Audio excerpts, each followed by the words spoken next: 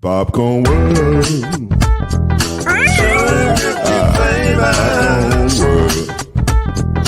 Popcorn World. Yeah.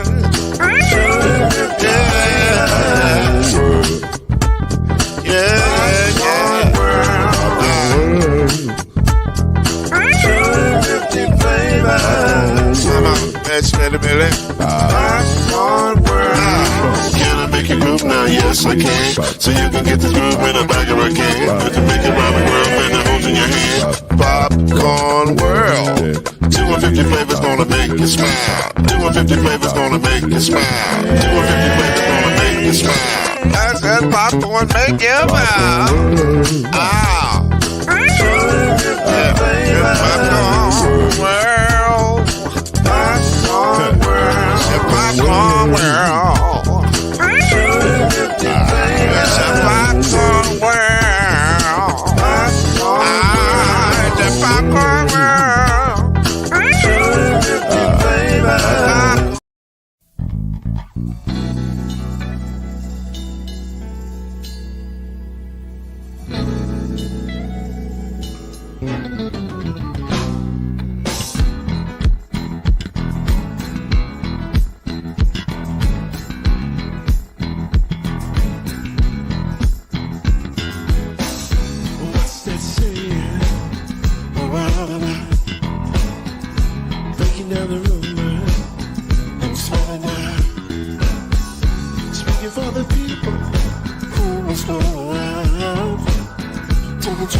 power, the whisper and the shout. We're talking noise. Oh yeah, talking noise. Yeah, yeah. Say it again, say it. We're talking noise. Yeah, talking noise. Really don't have to fool around. Mama noise keeps us under. When fools divine, the sound that you hear is the sound of success. We're talking noise. Oh yeah, talking noise. Yeah, picking up all the sound. We're talking noise. Oh yeah, yeah, yeah. Talking noise. Say it again.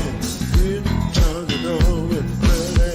Welcome to Talkin NOIZ, the daily podcast that brings you up to speed and keeps you informed about real issues affecting real people. With your host, Mr. Talkin NOIZ himself, Lloyd Spence.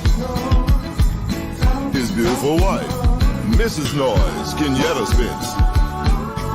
The ever-informed Brother Noise, Alan Brown.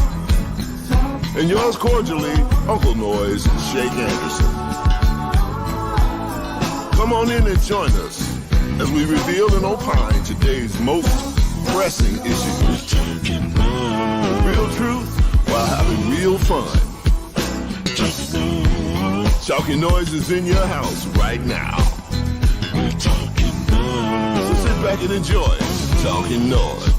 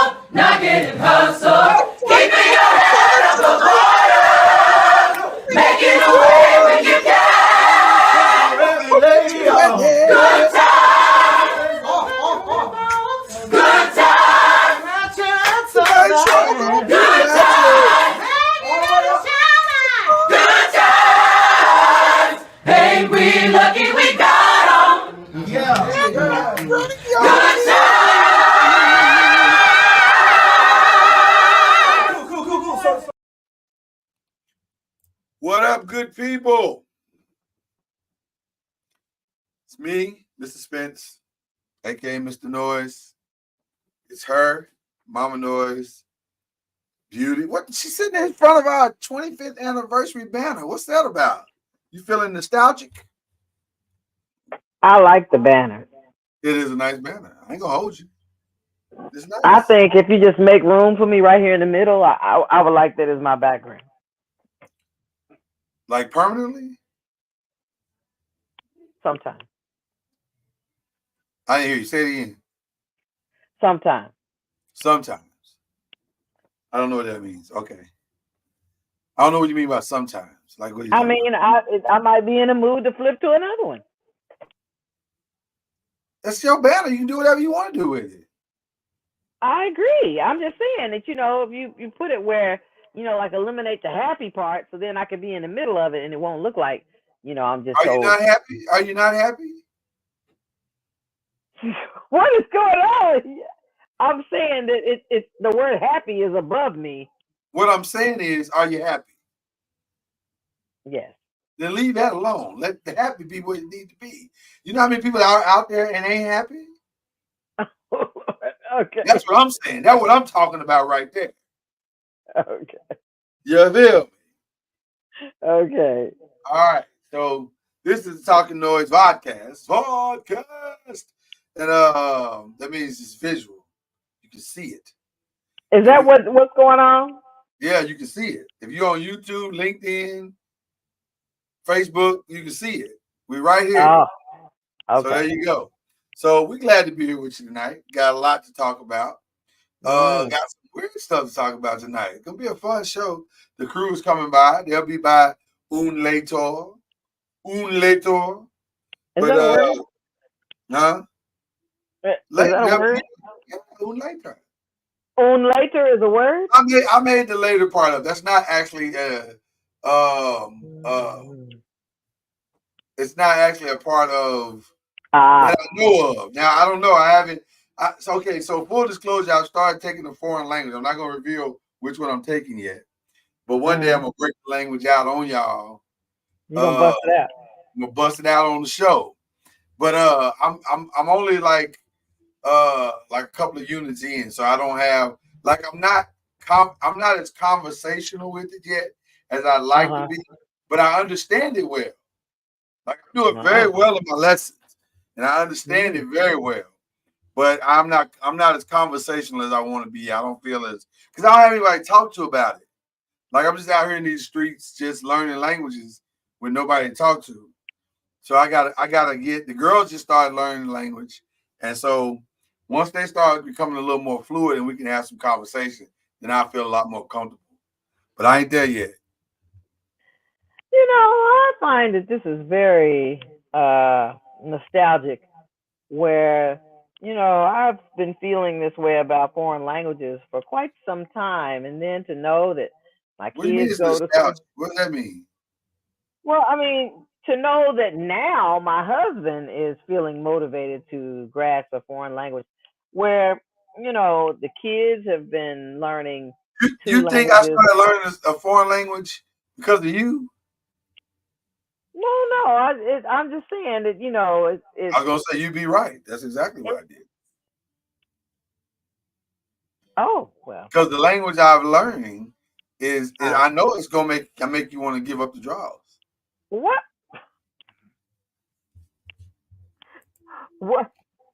What is happening right now, sir? I'm saying when I finish getting this mastering this language, you're gonna want to. When I start speaking it and whispering in your ear, you're gonna want to give up the draws. Damn. What? This is how I feel inside. That I believe. Just saying. That's my goal. We all have goals in life. This is one of my goals. And when we go to said country, and I start speaking the language, I want you to be like, "Oh, Kyrie said double down." Damn. Okay, there we go. Thank you. Well, I got you. I mean, where's the lie? I just told the truth. And when we go to the country, I want you to be like, every time you hear me speaking with the locals, I want you to be like, that show is sexy. What? Okay. I got goals, Mama Noise, is what I'm trying to tell you. I got goals. I see. You're goal oriented. I'm a goal oriented person. Gotcha. Just another. I live my life by GTD principles. I'm very concerned. You don't know what GTD stands for? Nope. You don't remember Martin? Tommy? Shout out to the late great Tommy Ford. GTD. To get the draws, okay. There you go, Mama. No, now you got it. That's the thing. I make no secrets or that I love my wife. I love my wife. That's my wife right there. Tell her, Ron, GTD.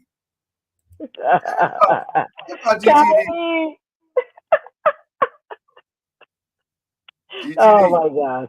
Stop there you go. All right. So like I said, we got a good show.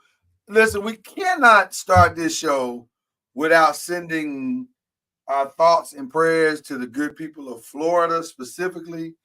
As they are maybe minutes away. Like at this point, it's bad. From getting hit by Hurricane Milton. I don't know when it's supposed to really start. Hit landfall. They said Wednesday night, but I'm praying, and I know a lot of people that apparently live in the area. They're like, they're not going anywhere. They said they're hunkering down and they're holding on and believing that it is not going to be as bad as they say it is. But that is the attitude of a lot of Floridians Because you say well, you well, move to not just Floridians, but people who live in hurricane-based states or hurricane-influenced states. Is that a better way to say it? Just states that get hit by hurricanes often. They have a "I'll ride it out" mentality, and sometimes that works, and sometimes it doesn't. I keep hearing though that this one is going to be the highest level of category, which is a category 5. And if that is the case, I do question whether or not a ride it out mentality is the right strategy. I love water, ocean view. Which means I'm viewing it from a distance in my mind. But I don't know that I want to live where at any moment my whole life can be changed. Now, listen, there is natural disasters that could happen no matter where you live. Right. You could be living in California and your house slide off into the ocean, or God forbid, you could be subject to an earthquake, or all the different natural disasters, landslides, and so forth. But I just feel like when you are on the actual coast, you're on, whether it be the East Coast or uh, you can be in certain parts of Alabama.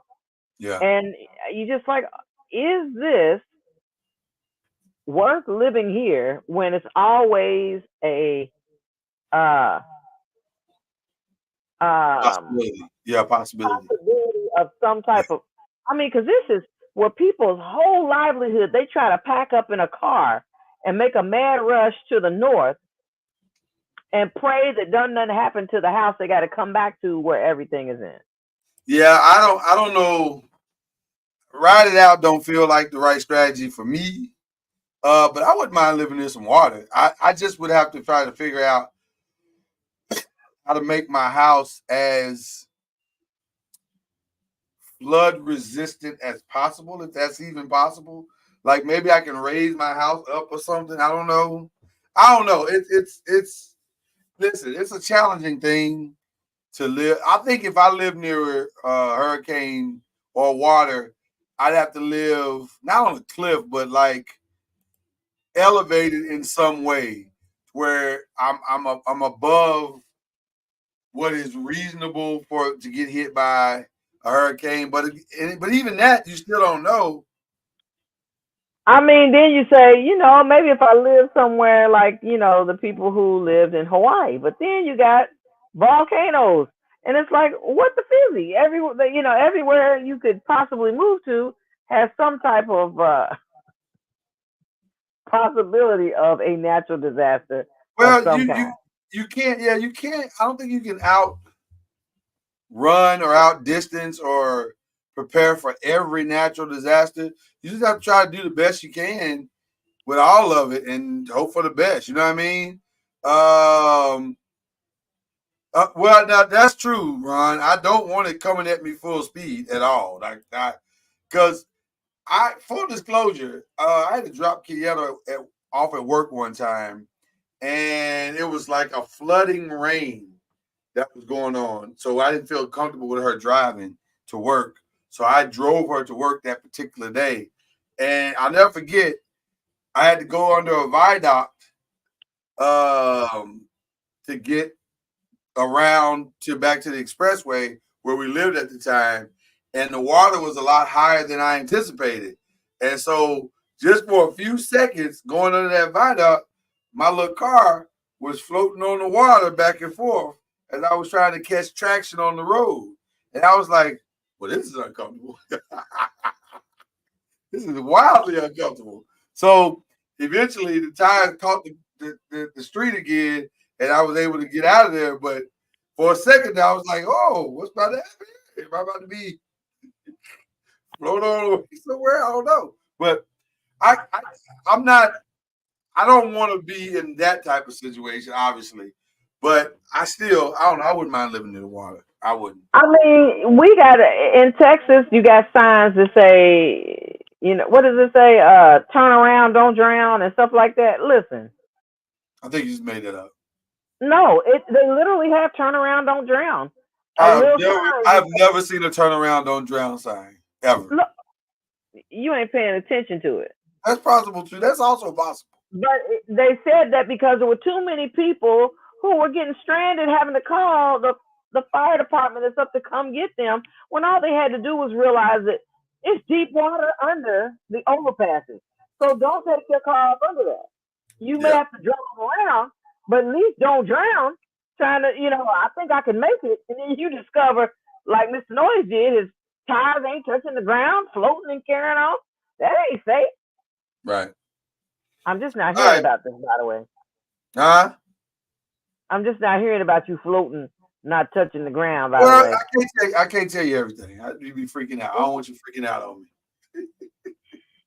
All right. Well, listen, that's one of the things like I said, we send our thoughts and prayers to the people. But we are praying for you, Florida, state of Florida, and we're actually still praying for the victims of Hurricane Helene that are still.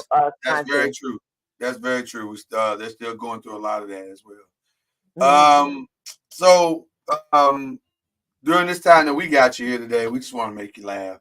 And make you think as well. We got some stuff to make you think as well. So just roll with us for a little bit. You know what I mean? We promise that we hope to be a good time for you. That's funny. Gary said, I want one of them. I never heard that sign, so I don't know anything about that sign.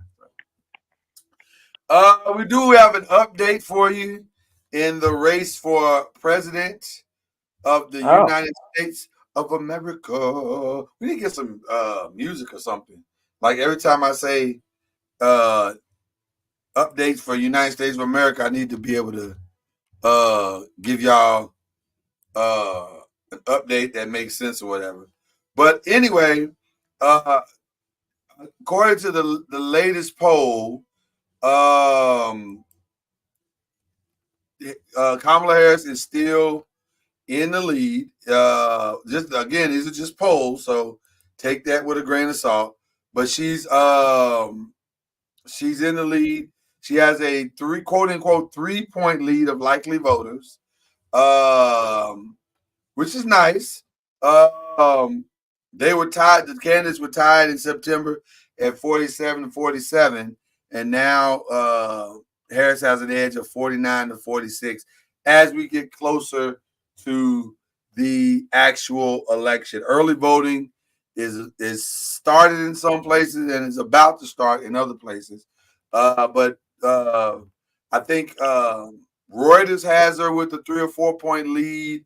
The New York Times has her with a 3-point lead, I believe. So things are she's doing well, as they say. It was interesting, Mama Noise, that the vice presidential race really didn't have that much effect on the overall race at all. Like people basically saw that as a tie. Can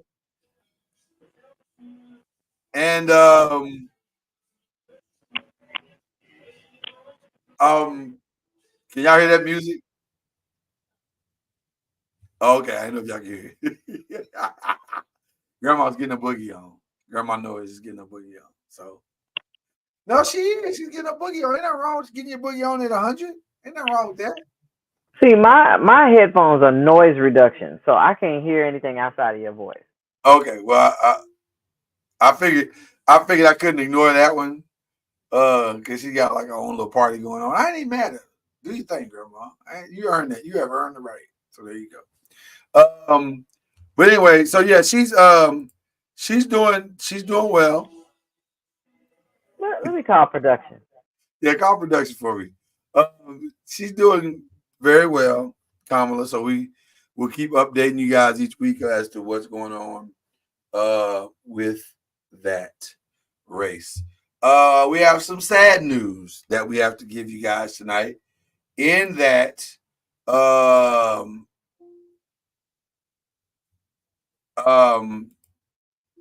Cissy Houston, the mother of Whitney Houston and the grandmother of, what was the baby's name? Christina. Bobby Christina. Yeah. The grandmother, Bobby Christina Brown. Was she Brown or Houston? I don't even remember what she was. I think she was Bobby Christina Brown. But Brown, anyway, yeah. Sissy Houston passed. I actually, if I'm being completely honest and transparent, Mama Noise, and I hate to say this, but I don't know why in my head I thought she had already passed. Hey.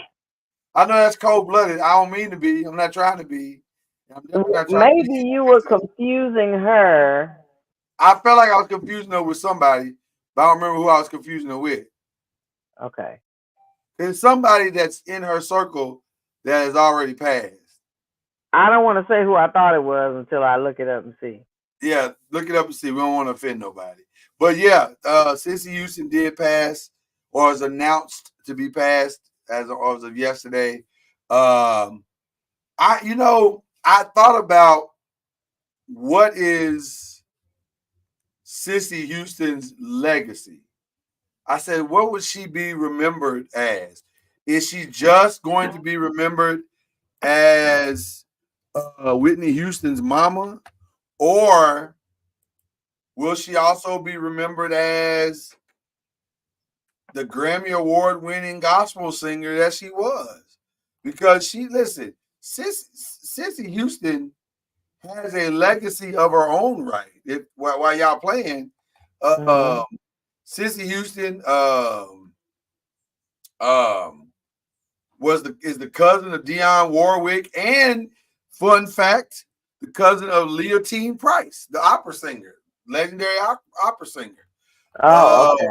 I'm not sure people knew that, but that's me giving y'all the tea, as they say. She was a part of the group, the Sweet Inspirations. She sang background for Aretha Franklin, and Van Morrison and Dionne Warwick. She did her own. She did her own stuff. I mean, she was just an all-around artist. Like, she is a legendary artist in and of herself. And she like I said, she did a lot of background vocals for a lot of groups. She was raised in the church house.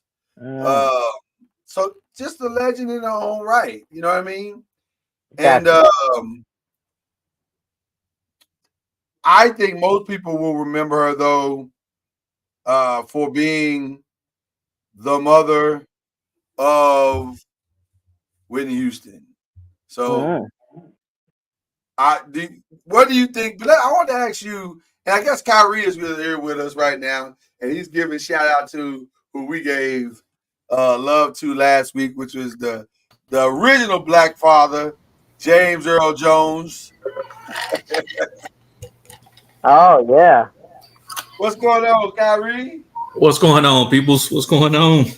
First of all, your audio is crispy, brother. You sound fantastic. It's only a short time. No, on my damn laptop. Well, it sounds good, brother. It sounds good. I want to give you opportunity to not only speak on Sissy Houston, but I know how much you love James Earl Jones. I mean, not James Earl Jones. Lord have mercy. Well, James Earl Jones. We lost a lot of good ones. We lost a lot of good ones. But I mean John Amos, who I know you. He was James Evans Jr. To most of us in the Good Times, whatever. But I know how much of a big Good Times fan you are. I wanted to give you an opportunity to speak on that as well. Oh man, that was a killer. It hurt right there. You know, that's the first black dad that you seen on TV with his family. I mean, very much true. That started it for a lot of folks right there. Actually seeing somebody come up like they did, with the dad still there, whooping people's ass. I loved it. I said that last week. I said he was the first true TV dad way before Bill was. Bill came later, but because I don't think people felt like the Good Times come before the Jeffersons, or they came about the same time. I think it was a little bit before the Jeffersons. They were before the Jeffersons. Yeah. But nobody ever saw George Jefferson as like the black dad. Like nobody. Not at all. He's just George Jefferson. Yeah, you looked at black dads. You saw two people. You saw James and you saw Fred. Yeah, Fred Sanford. He was the other black father, but it was just him and the son. And then you had James. But Fred wasn't no good father though. No, Fred was comedy. Fred was the hustler. It was the definition of a hustler. Yeah, he was just funny. But James was like, he a good daddy though. Even though they're poor, he a good daddy. They ain't got no money, but he a good daddy. Hey, he always found a way, man. He always found a way, and that's what you loved about him. Like, he was gonna figure it out. Even if he had to go shoot some pool, let the pool haul. Hey, he made sure his kids ate. He made sure he had to take care of the shit that he had to take care of, and that's one thing I liked about him. So no matter how hard it was, man, he always found a way. I mean, they had a lot of oatmeal in that family. A lot of oatmeal. See, like they were eating oatmeal for lunch, breakfast, lunch, and dinner. Man, I can't stand oatmeal to this day. Looking at them eating oatmeal. I know, right? I'm thinking, you know what, bro, Ron? I'm be honest with you. That might be the reason why I don't eat oatmeal today, because they made it sound so bad. And it felt like a poor man's meal. So I never really got into oatmeal. I don't know what that was. You felt like you've been punished. Like, shit, I gotta eat some oatmeal. Like, we got nothing but oatmeal. Oatmeal. Hard times. I love oatmeal, so you ain't talking to me. Well, I mean, it's got all the new flavors, but back in the day, you had oatmeal. Right, just regular oatmeal back then. It was just oatmeal. I mean, you had no flavor to it. Whatever you put in is what you get. I have never been an oatmeal fan. It's just something about it. I can't get with it, brother. I probably should eat it. I just don't like it. I love it. I love it. I don't like the taste of it. I don't like the look of it. I like oatmeal cookies. I like oatmeal. Listen, I like oatmeal. Yeah, I put some fruit in it. I could throw some fruit in there. Matter of fact, I'm gonna tell you where I got. Cause see, I hadn't had oatmeal since I was like a child. When my stepfather used to make me oatmeal cookies and stuff. But then when one of my friends said, "Girl, I had the oatmeal from over at McDonald's and it was fire," I said, "McDonald's?" She's like, "Girl, you need to try it." Man, I tried it and they had white raisins in there. They had nuts in it and everything else. I said, it reminds me of just a bowl of oatmeal cookies. And it was fantastic. And so ever since then, I've been eating oatmeal ever since. Yeah, oatmeal ain't for me. Give me grits or give me nothing. Oh wow, that's where I'm at with. That's where I am with hot cereals. Give me grits or nothing at all. I don't even want cream of wheat. Just give me grits. Nah, I don't want that cream of wheat shit. You can keep that. Yeah, that's just fake grits. Yeah, that's just grits that won't make a gender choice. Like commit to grit, be a grit. You ain't gotta be gender fluid. Just be a grit. Pick a struggle. Pick a struggle. All right, pick a struggle. You ain't gotta just pick something. Like what you doing? So anyway, what about? Let me ask y'all a question, Mom Noise and Kyrie. What? I noticed you going with Black Noise now, so I like that. I'm with Black Noise. We'll roll with Black Noise if that's what you going with. I'm with that. What do you think the legacy of Cissy Houston will be? Are people just going to basically remember her, even though she was a great singer in her own right? But is she just going to be reduced to I'm Whitney Houston's mama? Yeah.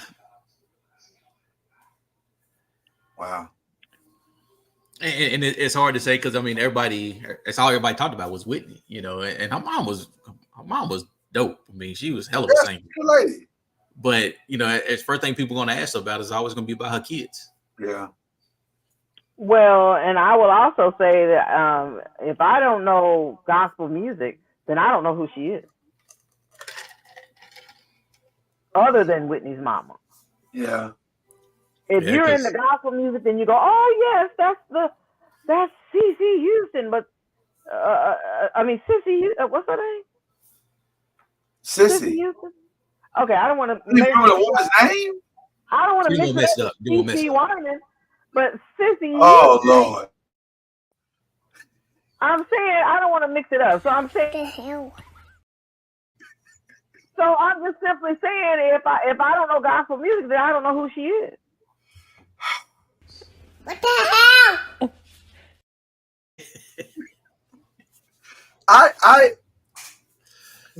The thing that makes me sad about Cissy Houston is the backside of her life was rough, man. She basically lost her daughter and her granddaughter inside of, what was it, 3 years? Yeah. But And I mean, then, you got to think about that struggle she had to deal with, you know, losing that much that quick. yeah. I Did mean, y'all see the movie? Kyrie, did you see the movie? Yeah, I saw it. And that was the other part that we don't talk about, you know, normally on podcast, but we're going to talk about on this one. Of course we are. She was not feeling Whitney's choices. Like, Whitney stressed Cissy out. If we're being honest, she kind of stressed her out. Yeah.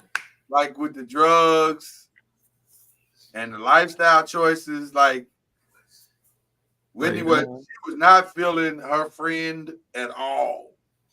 But it's what a parent has to go through, man. That's you know, you try to tell them what you can, but they still gonna make those decisions on their own. And then unfortunately, they got to live with those consequences when they make those decisions.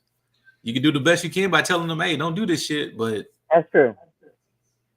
Adults are gonna be adults. They're gonna some people gotta learn the hard way. That's right. You telling them, you showing them, and you trying to lead them, you giving them the example, and they still choose the red pill instead of the blue pill. You're like, how did you do that? I showed you. I told you. I gave you examples. I gave you cheat codes, and you still chose. You still chose. You still chose. Because that's your right to choose, right? It is. No, and Mama Noise, at the end of the day, that's the bottom line truth. It is, at the end of the day, it's your life to choose. So you either gonna choose what's right or what's good or what's, you know, or you're not. And that Whitney made a lot of questionable choices. It's tough, man. But that's the part about parenting. You are like helpless because you like, I've shown you, I've guided you, I've told you all this stuff, and then yet you still make that choice. But you're saying, listen, please choose the red pill. I mean, I'm telling you what to do. And they're saying, well, you know, I can do what I want, which is true. But you're like, man, this is gonna come back to bite you. But you can't force them to choose either. And sometimes Mama knows they need that hard lesson. Sometimes they gotta fall and figure out how to get back up. I mean, you can't do everything for them. Sometimes you gotta let them. Hey, some shit you gotta learn on your own. Well, and that's true, Ron. But the challenge of that is what happened to Whitney. Like, she never really learned it, did she? Like, she just kept choosing the red pill, and to use Mama Noah's analogy, until the red pill basically killed it. Yeah, well, I mean, depending on how you consider how you learn. I mean, you in theory, what you're saying is 100% correct, Ron. You hope that the child chooses the right thing and eventually, you know, makes the right choices in the end. But sometimes it don't work out that way. Like, some people are hard-headed. Some people don't want to learn. Yeah. You know, but the part about parenting that blows my mind, and I know that this is not a segue. I'm just telling you. My thought process is that unless you was one of those type of parents that was, you know, your child is gifted, you know, your child has got talent, and yet you kind of push them in one direction, because of the financial gain. I'm learning so much about that these days that it blows my mind. I know that, you know, we come from the school of hard knocks and stuff like that, but yet, you know, we got some parents that's like, I'm finna use this child as a skateboard on into the wealthy life. Ron, Mama Noise is trying to segue us into some Diddy talk. That's all she's doing right now. She thinks she's slick, but you ain't slick. I know what you're trying to do. No, I'm just saying that's the way I've seen. It's blowing my mind. I didn't think that was. I mean, I'm sure that.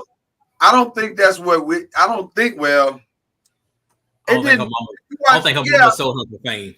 I was gonna say, if you watch the movie like Ron and I did, it didn't feel like Sissy was trying to push her into that direction at all.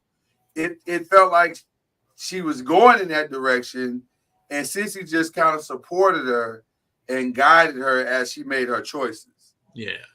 But it didn't feel like she was like this, because to be honest with you, Sissy wanted her to go gospel. Yeah. She was pushing the gospel the whole time at first. Which I'm not sure that would have been better. I think if Whitney Houston had gone gospel, her outcome would have ended up being the same. I was getting ready to say. Because I just don't believe. I think her problems were bigger than what her faith was. Oh. Because I feel like she always loved God, but she just had some demons that she just couldn't shake. And that was what she didn't know how to deal with those. You know what I'm saying? Just because you love the Lord don't mean you're gonna be able to outrun your shit. You got that one guy's always out there trying to get you. I'm just saying, am I wrong, Ron? Mama Noise, am I wrong? I'm just saying, a lot of people love Jesus, but then they do some ratchet stuff. Everybody make mistakes. Shit, stuff's gonna happen. And sometimes it ain't mistakes. Sometimes it's just pure choices. Like you into ratchet shit. That's what you into. Well, yeah. Mom, I love a good stripper. You know, I ratchet shit. You know, good stuff. I know you are always for the ratchet. Bro, I say what? What? This is how I feel inside. Yeah, you know. He just yes. So I don't know. Whitney Sissy Houston has a very, in my opinion, a very complicated past or story, because it's not conventional. Like, it should just be about what she accomplished and what her daughter accomplished, but it's not. It's about the totality of the whole thing, and a mother having to sit back and basically at the end of her life watch her daughter, because no parent wants to outlive their kid. Right. Okay, wait a minute. Let me ask a question, because I'm really trying to take this in, but this is what I want to know. Does anybody know Patrick Mahomes' mama's name? No. Well, we all know Patrick Mahomes. How come we don't know Patrick Mahomes' mama's name? I don't know what's your point. Yeah. My point is, everybody, we know that she's Whitney Houston's mama, but why? I'm just okay. I don't know if I'm making any sense. Well, you got to think Whitney was in more of a spotlight than what Patrick Mahomes was. So I'm saying you knew Whitney. Like, she's larger than life, he's larger than life, and then but you don't know his mama's name, but yet you know who her mama's name. But go ahead, Kyrie. But Whitney's larger than life is way different than Mahomes. I mean, because Whitney's mom started first, so her mom was already in that limelight. Okay. And then Whitney came into the limelight, but Whitney just kind of took over the limelight. Where Patrick, his mama wasn't in the limelight. You know, you ain't gonna know his mama until you see her at the game. And then you still question who she is. But Whitney's mom, she was there. She started it, so she came through there. So she was already into the fame, and Whitney just kind of exploded from her. Now, if Patrick Mahomes' dad was in the league, you would be talking more about his dad who was in the league and him. Yeah, I mean, that's just the difference. And Kyrie, you said exactly what I was going to say. We never knew Patrick's mom because that ain't what she did. But Sissy Houston was in the gospel realm. Sissy Houston had already made a name for herself. A lot of people knew who she was before Whitney ever hit the scene. And then Whitney hit the scene, and then they was like, "Oh, that's Whitney Houston's mama." She went from being to Whitney Houston's mama. I don't know one song of Sissy Houston. Well, I don't think that's what they knew her for.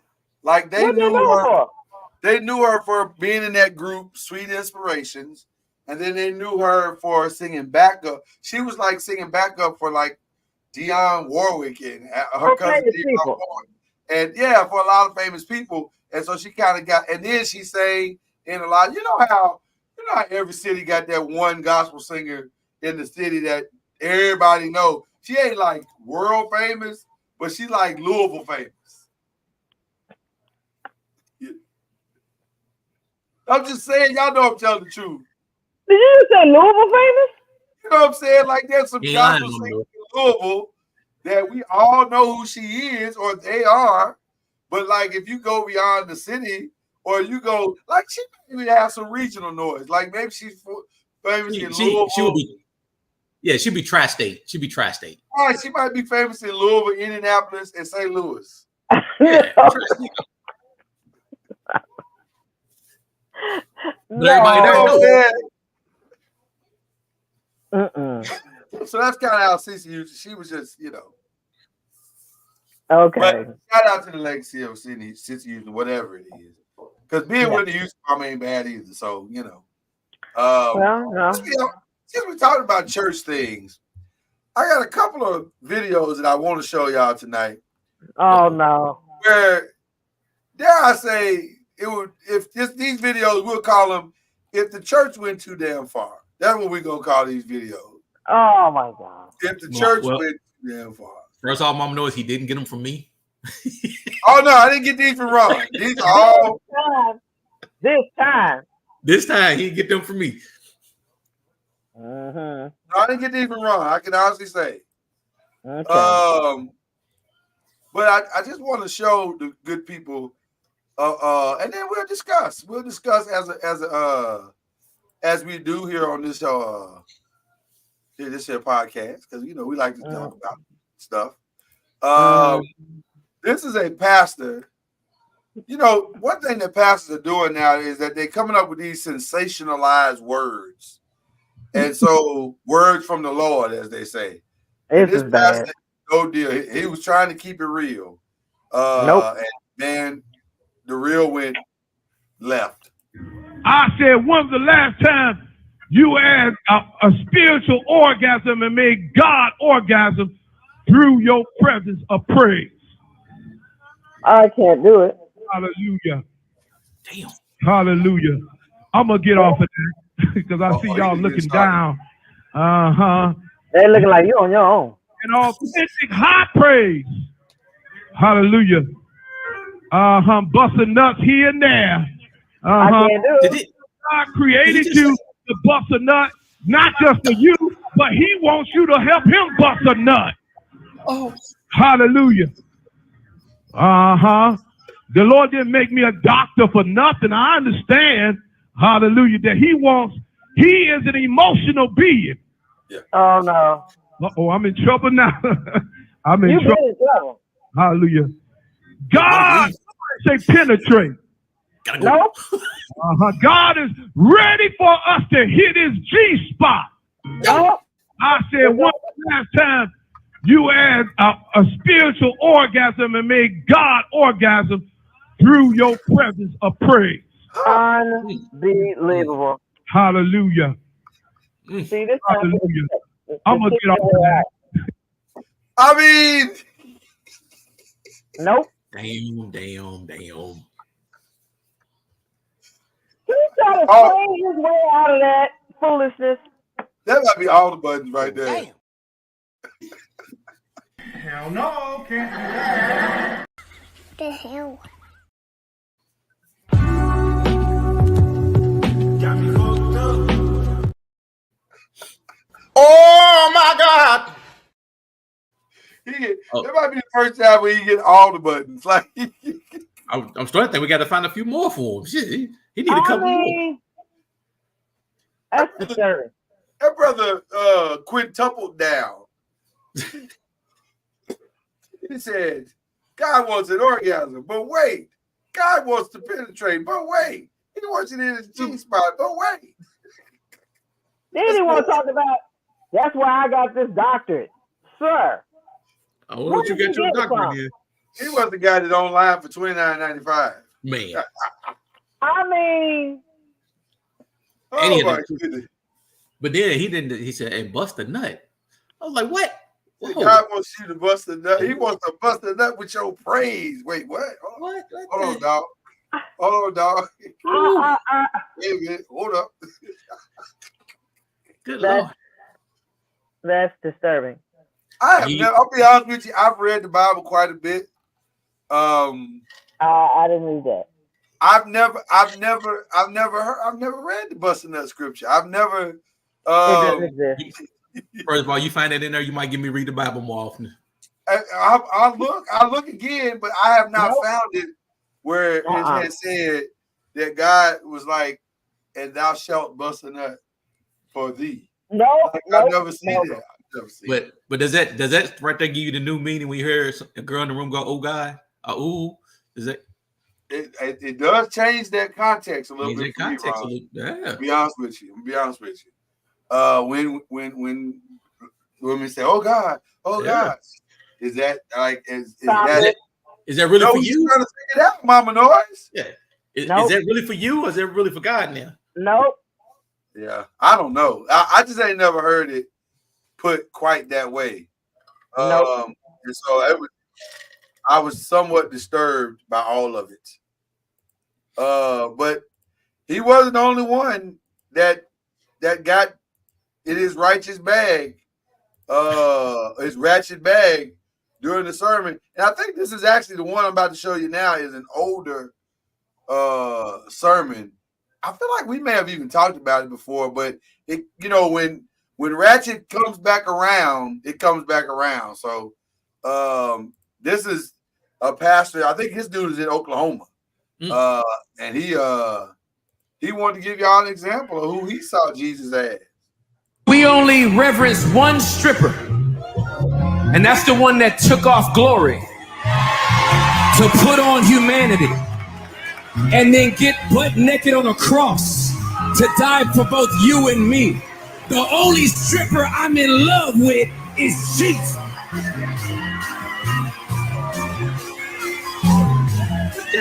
He's the one that puts that bread in my pocket. That bread in my pocket. I got bread in my pocket. I got bread. What is happening? What the heck? I don't get it. I don't get it. I need to know what testament this is, because that ain't is that new testament? Where we at? I don't know. Listen, the beautiful part about our show is we got a drop for every situation. What are you doing?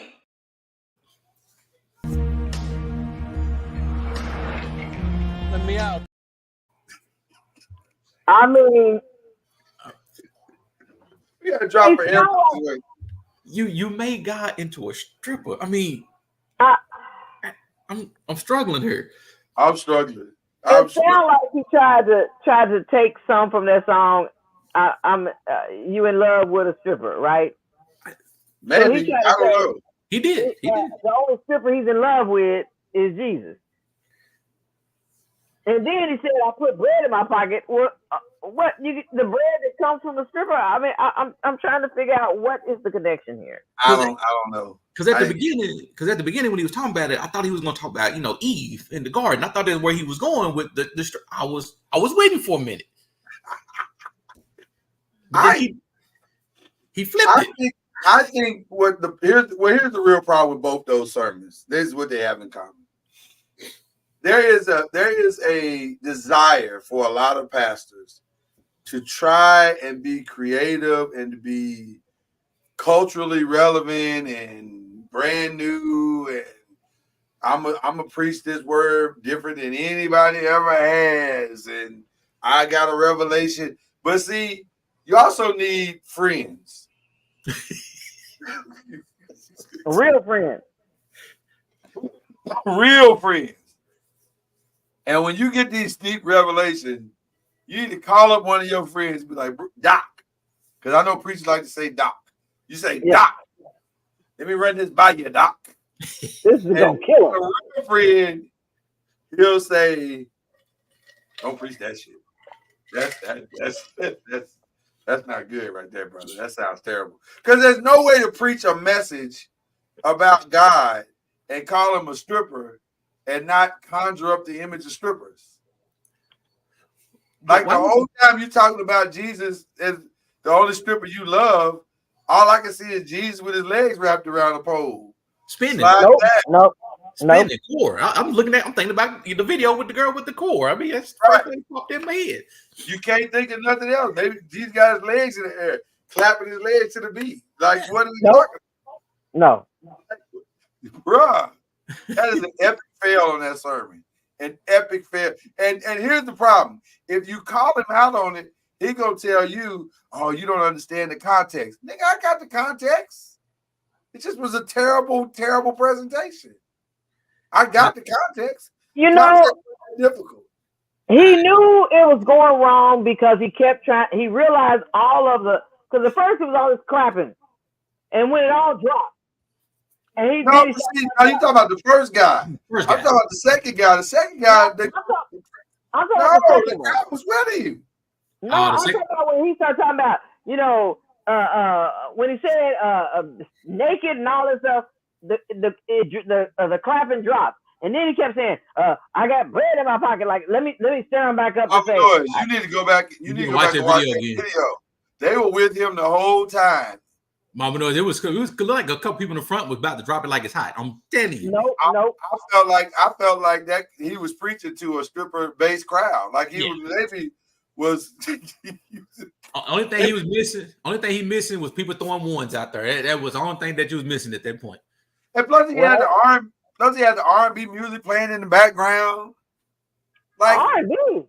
You didn't hear the video. You clearly wasn't hearing the whole thing. I was watching what was going on. I didn't get to hear R&B music. Mama Noise, if you go back, hold on. So you gonna make me play it again. Because you gotta take in the whole thing. Because he was ratchet right from the beginning. Like it never got right. He started out wrong. I mean, the pose, putting his hand, pulling the panty down with his hand. I mean, he had the whole thing going. Yeah, he had the whole thing popping right from the start. He wasn't trying to be right ever. Like, listen to the music, listen to the whole presentation, Mama Noise. We only reverence one stripper, and that's the one that took off glory to put on humanity and then get butt naked on a cross to die for both you and me. The only stripper I'm in love with is Jesus. See, I don't hear nothing here. Don't hear the music? And he's the one that puts that bread in my pocket. I got bread in my pocket. Yeah, that's dumb. That whole presentation is just dumb. Yep. Yeah, he had the R&B music going in the back. He got all of it going. I said, bread in my pocket, brother. What are you talking about? Got on the cross naked. They tearing him up in the comments too. One lady said, "Not my Lord Savior."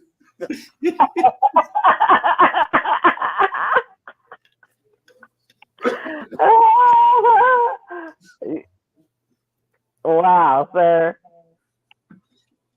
That's just oof. Oh Lord. Yeah, he went too far. You went too far. Carrie, listen. Once upon a time, I used to watch this particular preacher. And one time he was preaching that Sunday morning on TV. And I was like, oh man, I heard so much about this dude. Man, this dude started preaching. He came down from the pulpit. And I don't know where this water came from, but he had water in his hand, and he was trying to sprinkle it on all the women that was in front of the pulpit. And then he had the microphone up to his mouth. He just kept saying, ah. I said, what the? What is this? He needed his ass. What is this? I said, what the hell? I'm saying, what does this have to do with what I said from that point forward? I never watched him anymore.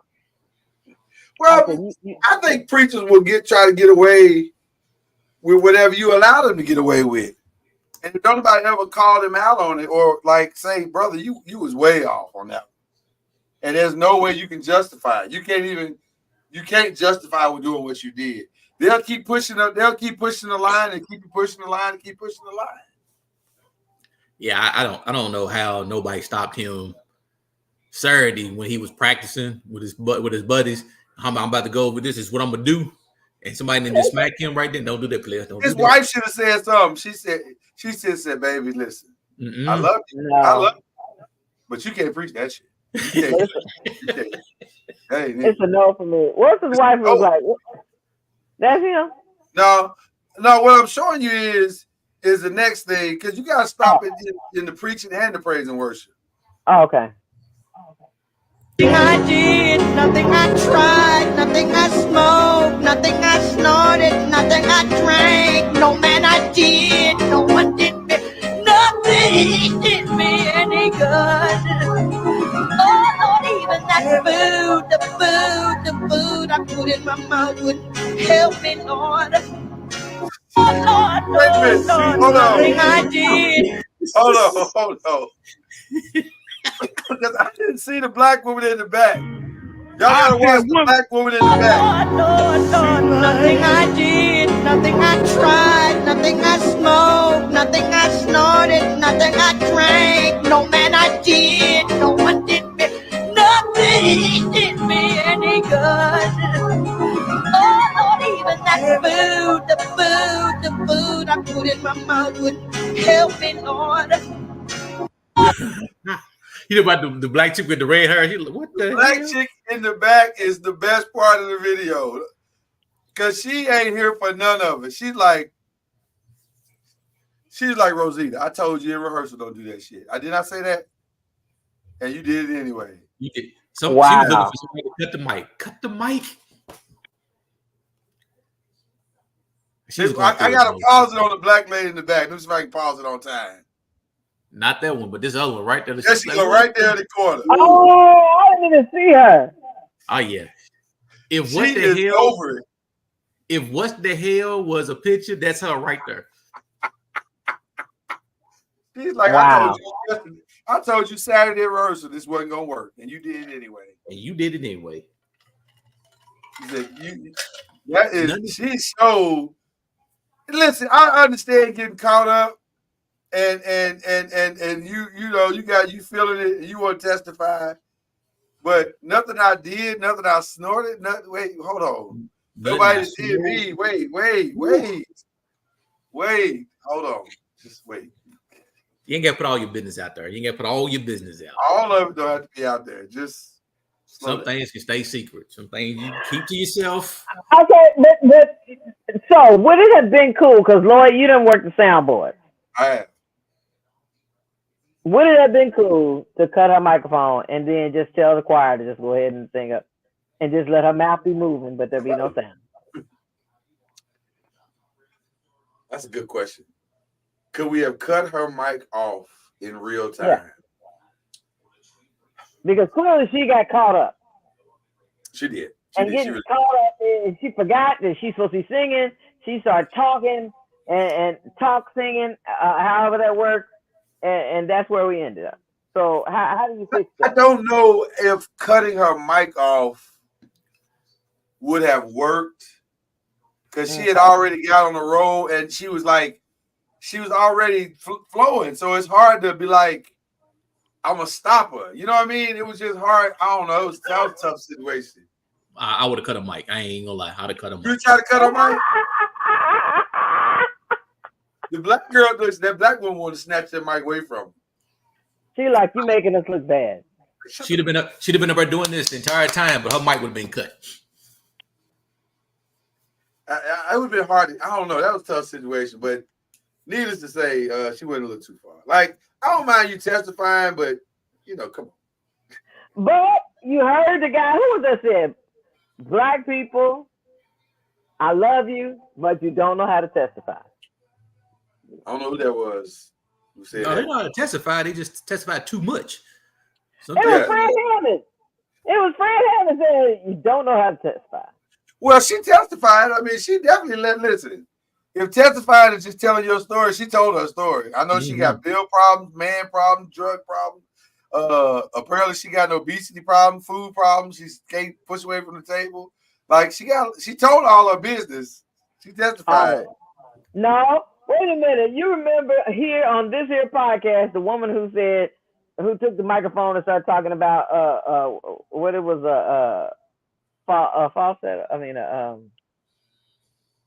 oral she kept saying, she said licking these balls. That's what she said, Mama. You don't want to. She said all these men's licking these balls. It was like, whoa. Hey. And the pastor took the microphone and was like, well, amen. God bless you. Now he did it right. He had no choice. You can't. But that's what I'm talking about. With all due respect to the young lady who was bearing her heart out. We appreciate you. But you can't say licking these balls in church. Yeah, because she was about to take that to a whole nother level. Yeah, I felt like she was about to give a visual demonstration at some point. Like she was. I mean, now listen. It felt That's like how bad it was. Imagine this microphone. No. If he'd have left her up there, because see, that was what I was thinking. I was like, she can go totally left if he keeps leaving. He's leaving her unchecked. Where those are the type of people you got to hold the microphone when they testify. They know what they're doing. You know that person. I don't think she knew. I don't think she knew. I think she just was really caught up and trying. She said she looked like she was a little bit inebriated.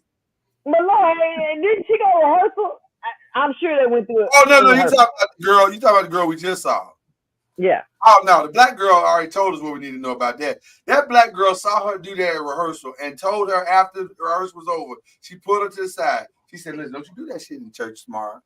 Hey, I don't know want to hear that. Don't do that." And then she said, "You can't tell me how to praise." And she said, "I'm telling you, don't do that. Well, I'm gonna praise you how the Lord lead me." And then this is what happened. That's exactly what happened. Stuff like that. They probably got into a fight after church. Because that you know face, what, that you face know what, will slap the shit out of your face. You remember the episode we had where the lady grabbed her purse in the middle of the screen and walked past? Yeah. When the other lady, when the choir director said she was singing out of key, which she was. If we're being honest, she was singing out of key, and then he was like, "Get on the key," and she's like, "What you're not gonna do is talk to me crazy on this stage." And she got up first. She got up and walked right in front of the camera, like, "See me grabbing my purse." Yeah. Okay. Sometimes, listen. One of the things I get excited about is when folks set folks straight in church. This one actually came right from Louisville, Kentucky. This is from West End Baptist Church. Have y'all seen this one? Uh-oh. This happened this past Sunday. Oh, I saw that. Oh no. Who have accepted Christ as his Savior and as his Lord, and he will demonstrate his faith in the Lord Jesus Christ by willingly being baptized this morning. He's been waiting on this day a long time. And so, Jordan, upon the profession of your faith in the Lord Jesus Christ, I now baptize you in the name of the Father, and of the Son, and of the Holy Spirit.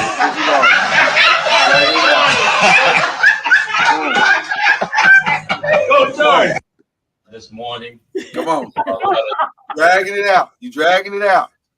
Take it too long. This water, first of all, this water's cold. This water is cold.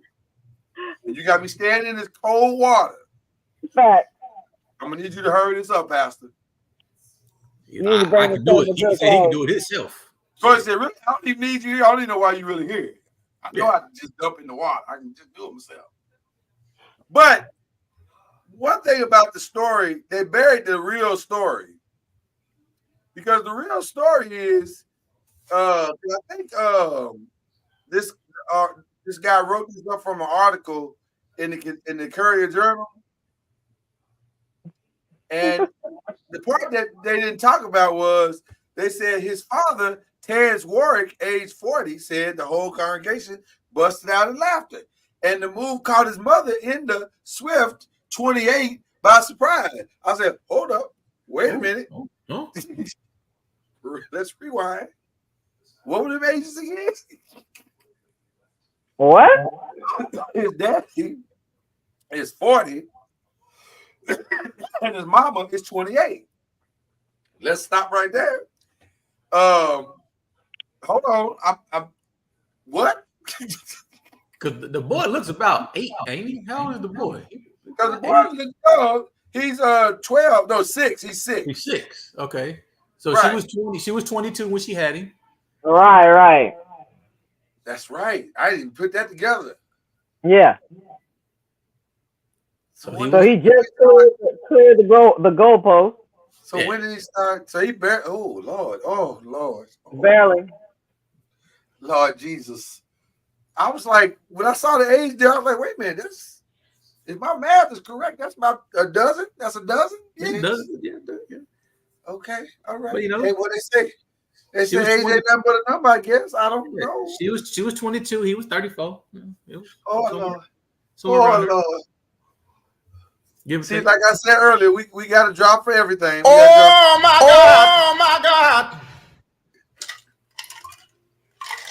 That boy said, look, I done seen this Sunday after Sunday, so what I'm going to do is bash my face into this water, throw my hands up like I'm supposed to, and then march myself on out of here because it's cold in here.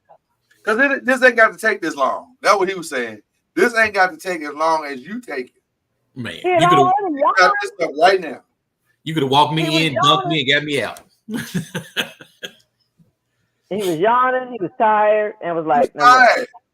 Ain't no telling how long they've been standing in that water. Man. You usually don't, when you're ready to do it, you invite them into the water. You don't make them stand there the whole time. And it's not a pool. It wasn't a pool, so he wasn't having no fun. He was like, I can't swim in it. Oh, my. This feel more like a bath, and I don't want to take no bath. Some pastors have those swimming pants. I mean, those fishing pants, the rubber ones that go up to your waist, or whatever. Yeah. But everybody else ain't wearing that.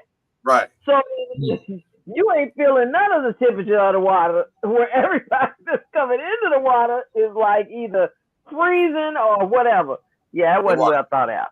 Yeah, look, yeah. Old dude was like, y'all doing too much. You're doing too much. He got shit to do. Yeah, he's ready to go. Yeah. What if he said that? That would have been fun if he said, like, I got shit to do. He wants to say a few words. Hold on. And see the church we came from, they will put the mic in your mouth. He has a few words he wants to say. What do you want to say to the people? It's cold in here and you need to wrap this up. Wrap this Pastor. Look, Pastor, come on. I got shit to do today. Come on. The game will be on in 20 minutes. Ron, this past weekend I did a lot of TV watching, brother. Oh no. Obviously I watched all the football I could stand. Football was fantastic this weekend. Especially college. College was outstanding. Yeah. But before I got to any of the games, I watched the documentary on Friday. Shout out to Reggie Love from the 5. He recommended this documentary to me. I watched it, then Mama Noise watched it. Have you seen Love on the Run on Netflix? Mm-mm. Love on the Run is full disclosure, and you letting people know what it is before they watch it. Yeah, well, it's a true story. Obviously, it's a documentary, so I'm not, it's no real full disclosure. It's a documentary of a true story. So, if you're familiar with the story, then you're going. Well, no spoiler alert. The actual true title is Jailbreak / Love on the Run or colons Love on the Run. Okay. And it's about a young lady, and I'm trying to get her name right.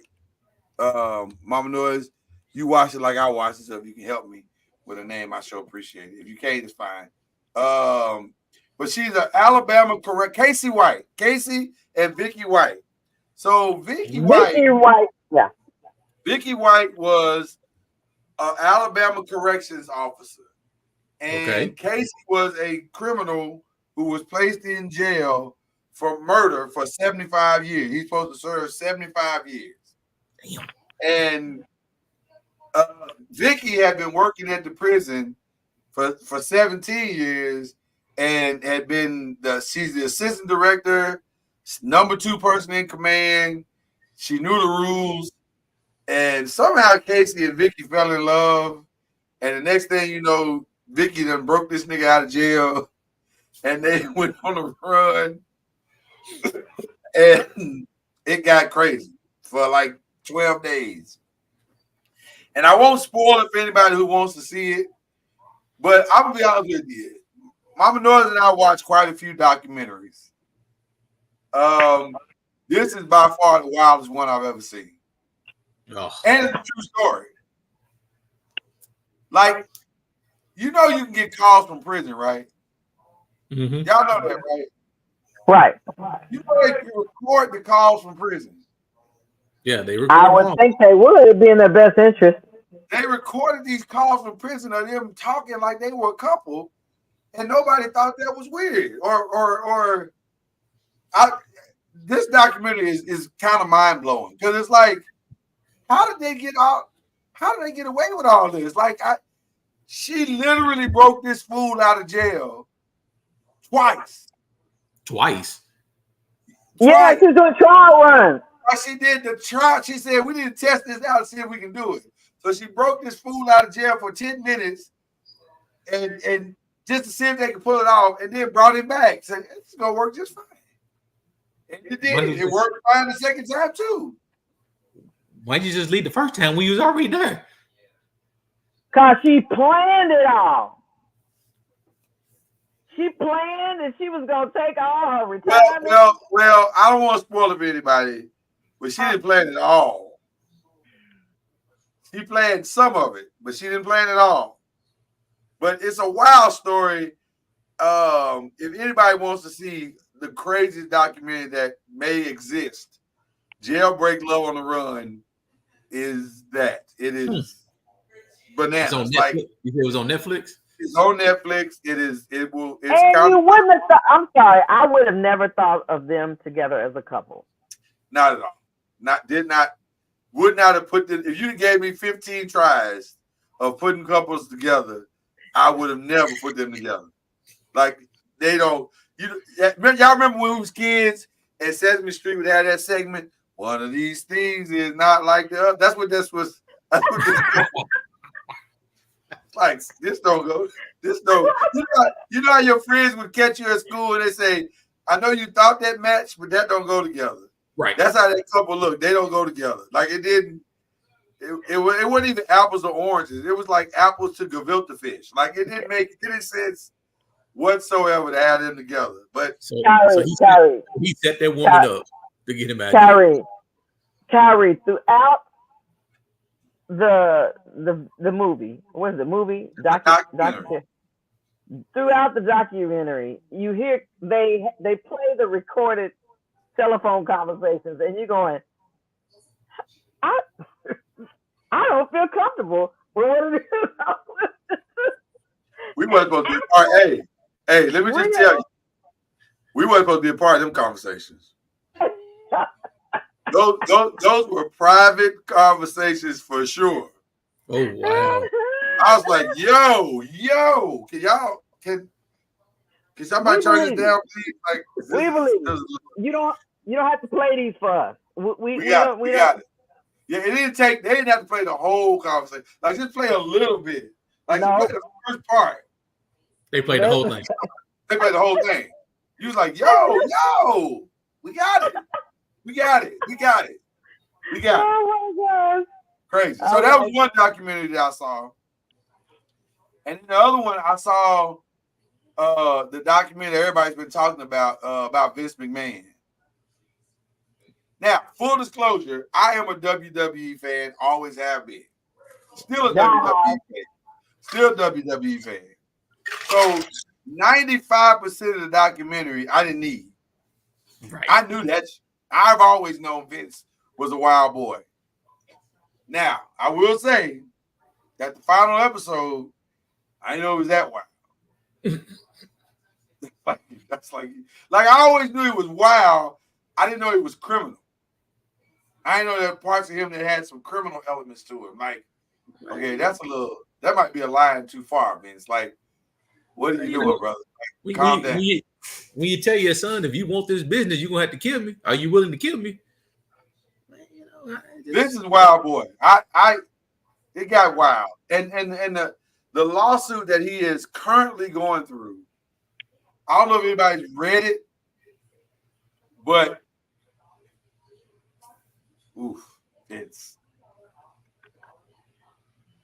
Vince. Oh, by the way, there's a reason why Brock Lesnar is not on TV.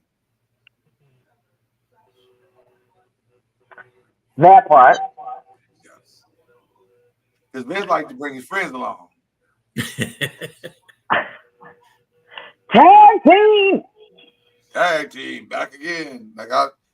So if you're interested in some documentaries, some crazy documentary, I would recommend those two, McMahon and Jailbreak, Love on the Run. Crazy stuff. Kyrie, you guys been watching while we've been gone? I ain't really watched much of anything other than sports. That's pretty much about the only thing I done been staying caught up on. Then we did watch what was the name of it? About the black family and the haunting. Oh, what the hell was the name of that? There's a movie. Yeah, it's on that. I think it's on Netflix as well. It's about the house in Indiana. The Lee Daniels thing. Deliverance. Yeah, I saw that. That was that's the only one I've seen recently. That was kind of wild too. I wasn't prepared for the Christian horror movie. Yeah, I said, if people ain't saw it, I hope I don't spoil it. But when the little boy is in the damn hospital and he climbs up the wall, that was wild. That was wild. But then when the nurse was out there and the dude said, "Take me to the room," and she said, "Nope." Like, no. I'm not doing that. I ain't gonna do that shit. I'm not gonna do that. Which, by the way, shout out to her, because I'm like, I wouldn't do it either. Nah, hell no. But you're not gonna do is have me in that room with that little crazy nigga. I'm not doing that. It was actually a better movie than I thought it was going to be. I was shocked. It was better than I thought it was actually going to be. Mama Noise didn't watch it. I watched it, and she said, "Well, how do you describe it?" I said, "I don't really know how to describe it." I said, "It's like a Christian horror movie. That's what it is." It's the exorcism. I mean, it's this exorcist with black people. Yeah, that's a good way to describe it too. Yeah, it's literally all it is. Because some of the same stuff you saw in The Exorcist, you saw in this. The kid floating, except for the kid running up the goddamn wall. Yeah. But yeah, it was wild. It was. I wasn't prepared for any of it, and especially Glenn Close. Glenn Close was wild. Wild. Hey, she made it. So how you gonna? What I heard that they made Glenn Close hood in this. Hood is an understatement. Hood is an understatement. Understatement, Mama Noise. Hey, she lived in the project. She came up through the project. She is the projects. She is. Glenn Close was the blackest person in this movie. Yes. She put weave in old girl's hair. I'm like, what the hell? See, was that on purpose? I mean, was we trying to belittle Glenn Close saying, No, she just that was the role that she played. She was the girl's mother, the main character's mother, and the main character was mixed, and she was that white black mom that we've all seen before in the hood. Mm-hmm. But she was black. Now she's blackity black in this movie. Like she was. I mean, you could argue she was a nigga. She was a nigga. She was nigga-esque. If you didn't know that was her, you never knew anything about Glenn Close and all the stuff she's done, you'd be shocked. You'd be shocked in this movie. Like, is this the same chick from Fatal Attraction? Like, for real? It'll throw you for a loop. You're like, what? Yeah, it threw me for a loop. I wasn't prepared, especially when she got. Well, I ain't gonna spoil it, but you know what I'm talking about. The line she dropped in the movie, you like, Glenn. You were not expecting it. I have never heard you talk this way. Never heard you speak in such manner. So, okay. Yeah, If you're a Christian, watch it with somebody. Don't watch it by yourself. It's a Christian horror film. Like, it's a real Christian horror film. Like, that's the best way I can describe it. It's wild. It's a wild time. Now, I'll probably never watch horror it again. films. Yeah. If you like horror films, you'll watch it. It ain't gonna bother you a bit. If you're into horror films. Because I didn't even think it was that scary. It was just wild. It was just a wild time. It's just like no different than watching like all the other ones, The Exorcist, Damien, and all them. It's literally that same type of movie. That's all it is. So anyway, Mama Noise, have you seen anything that you want to share with people? You know, I heard a lot of people that kept recommending to see that Rebel Ridge on Netflix, and that's good, Mama Noise. And I was trying to watch it and stuff, but I'll be honest with you, I'm a different kind of person. I was just I kept feeling uncomfortable the whole startup of the movie because it kept showing, you know, the black man being harassed by the police and stuff, and it was making me uncomfortable. Did you watch the whole thing though? No, I stopped in the middle and was like, I think I can find something else to watch. I'm gonna watch it with her, Ron, because I haven't seen it yet. Watch the whole thing. And I think she'll be all right once I watch it with her. When you say how far did you get? Did you get like to the middle? No, not that far. Oh damn. I don't think so. I mean he was really I don't think I've been right ever since. I'll be honest with you. I don't think, or should I say full disclosure, I don't think I've been right ever since George Floyd. And I think that's fair. Every time I you know, something comes on with like, that's how you start. You're like, man, come on. It's like, you know how they kept saying, why do we keep coming out with slave movies when you know you feel like I feel some type of trauma towards these type of things, but yet we keep coming out with them all the time. It's like, I get it. It's a history lesson. I got it. We didn't know this part. I got it. But why do I have to keep, you know, it's like, what was it? What was that one movie? Something in a Slave or something. 12 Years a Slave. 12 Years a Slave? Yeah, 12 Years a Slave. Then it's like, then it's this, then it's that, then it's this, then it's that. You're like, okay. Then somebody went ahead and put it in a nutshell on Facebook. They was like, look, this is trauma for us. Why do y'all keep coming out with these movies? Like, we want to sign up and pay to watch movies that remind us of the trauma and stuff that, I mean, our ancestors experienced. So, well, you know what Cousin Noise would say. He would say we have to. But see, here's the other part of it, Mama Noise. Why you saying it's trauma is because we didn't stand up for these movies. Now they took it out of schools, and now we can't even get them to do nothing. We can't even talk about it in school no more. We didn't want to eliminate it altogether. So it's the catch-22. You know what I mean? Like, but I think it was like last week or something. I put on my wall. I was floored when I saw the list of books that had been taken out of the library, put it on the banned book list. These books are not books that need to be banned. I could understand a couple of them, but they went and really reached and got some books that you going, man, I grew up with these books. Yeah. Basically now, any book that makes white people feel sad. There's a lot of stuff that makes that sad. Yeah. Well, I'll tell you, Mama, for Rebel Ridge, you got the trauma at the very beginning, but as you watch it, you start to feel a little bit better. I mean, it's actually a better movie than what I thought. You really got to watch it because I got to ask you and Lloyd a question about the black woman. So when you watch it, okay. So by the time we come back next week, we'll have watched it.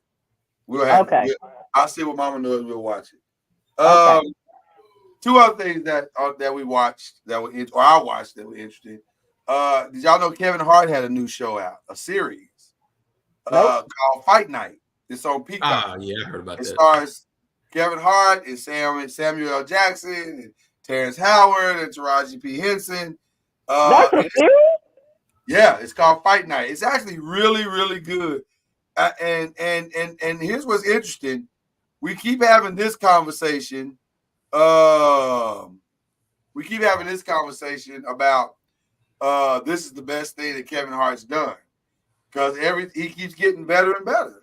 And even in this, he's really, really good. But this is not just about him. He's just a part of the whole. And the sum total of the whole of Fight Night is really, really good. And I'm going to say something that I've never said about something that Kevin Hart is in. I could see this being nominated for like a Golden Globe or an Emmy or something like that. Like, it's pretty good. It's actually pretty good. The 70s movie.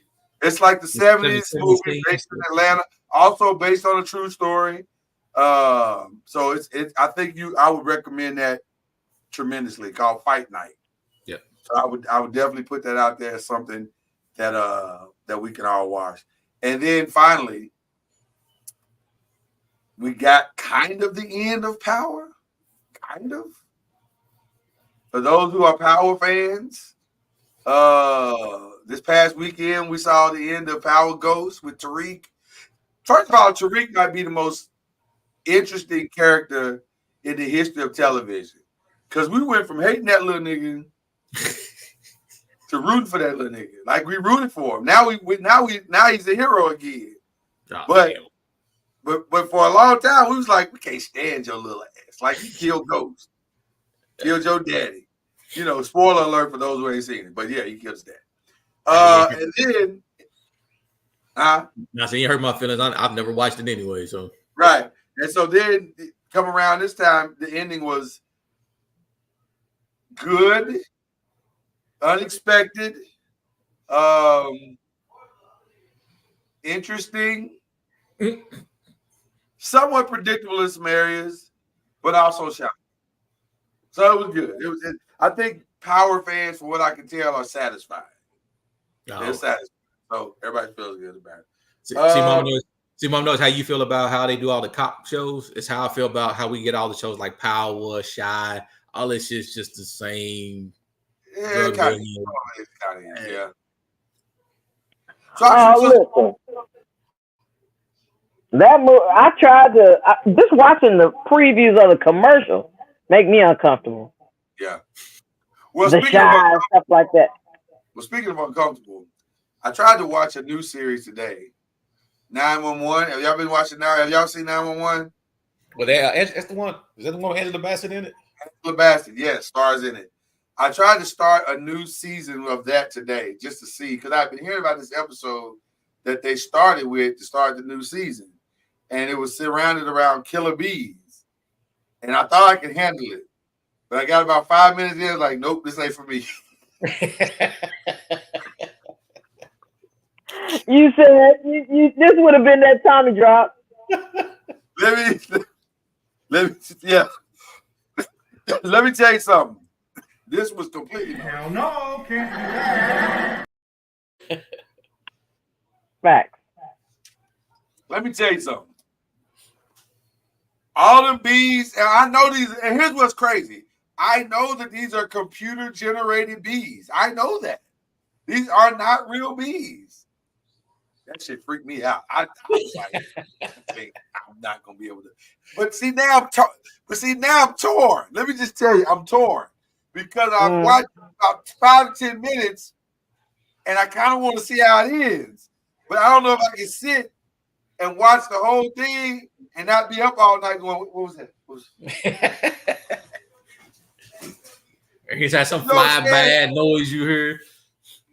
Bruh, it's the first 10 minutes of the thing, or 15 minutes of it is wildly disturbing. Like, wildly disturbing. And you just like, understand. You're like, this might not be for me. I don't know if I can.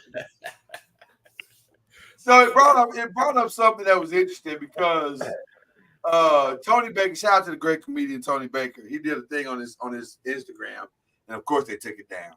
But he did one of his animal videos, and in the animal video, a chicken was on the ground trying to escape from an eagle, and the chicken tried to fly, and the eagle literally caught him as he was going in the air, and then flew off with it.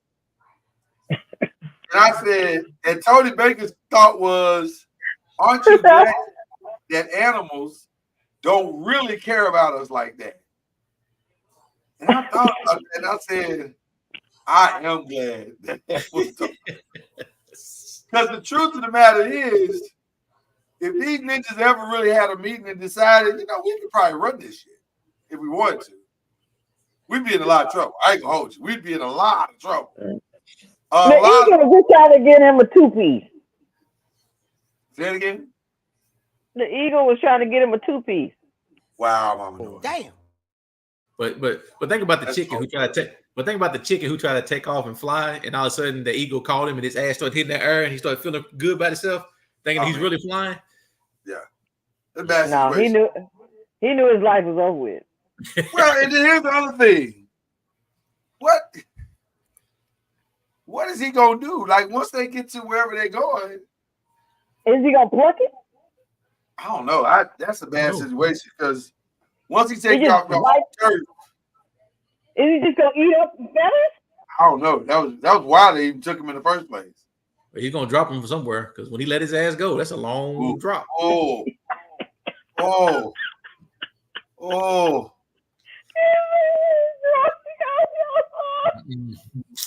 That ain't gonna feel good. That's how he gonna kill him. Maybe that was his rotisserie. His rotisserie is to drop him wet from wherever.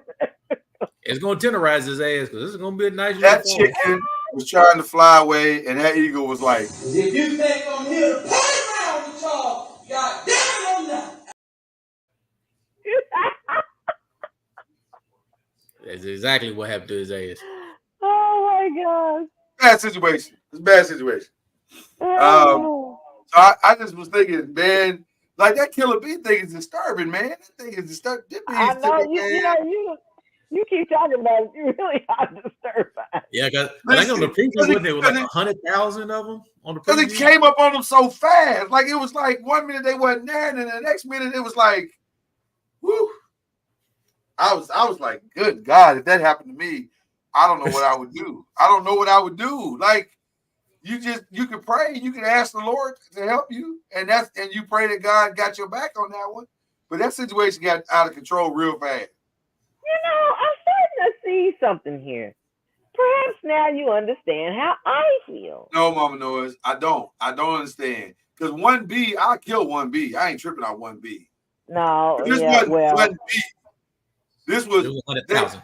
And this ain't even a spoiler alert. This ain't even a spoiler alert. What I'm saying, this is just what happened because this ain't even the height of the show. The dude hit a truck and released 22 million bees. You ain't winning against 22 million nothing. 22 million.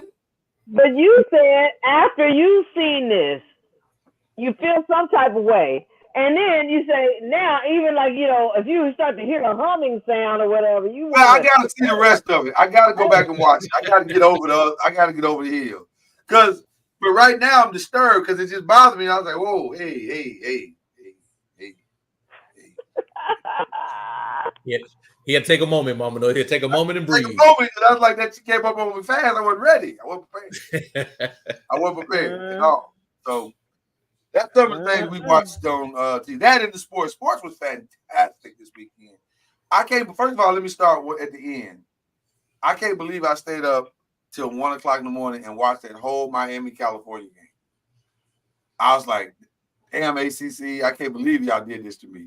But I stayed up and watched it. And it was a fantastic game, but my eyes were burning by the end because I was so tired. My eyes were burning? You know, stayed up to 1 a.m. to see Cal mess around and lose that damn game. I couldn't believe they lost that game. I could not believe. I was like, y'all really lost this game. They were up by like 25 points. And they ended up losing that game. So, you know, shout out to Cam Ward. But that was shocking, but not nearly as shocking as Vanderbilt beating Alabama. And by the way, I don't want to mess this up. But that brother the quarterback for Vanderbilt had the greatest interview ever, greatest quote for an interview ever. And let me read it as he said it. Okay. The interviewer says, how does it feel to fulfill this dream about beating Alabama. And he said, quote, I had a vision that God gave me, and God always fulfills his promises. And then seconds later, he turned to the camera and said, Vandy, we fucking turned up.